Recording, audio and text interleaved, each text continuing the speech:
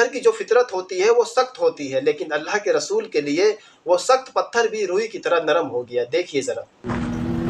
ناظرین، مدینہ پاک کا یہ وہ مقدس غار ہے جب جنگ احد میں سید عالم صلی اللہ علیہ وسلم بہت زیادہ زخمی ہو گئے تھے۔ حضور کے چہرے مبارک میں 2 کیلیں چبھی تھی۔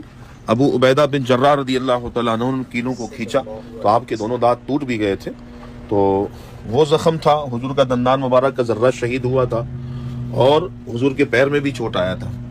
حضور بہت زیادہ زخمی تھے تو صحابہ کرام رضی اللہ تعالیٰ عنہ نے حضور کو یہاں بٹھایا ہوا تھا اور حضور یہاں تشریف فرما تھے۔ بی بی فاطمہ زہرا رضی اللہ تعالیٰ عنہ نے مرہم پٹی کی تھی، وہ یہ کہ کھجور کی چھال کو جلا کے حضور کے زخموں پہ لگایا تھا۔ یہ حضور صلی اللہ علیہ وسلم کے امام پاک کا نشان ہے۔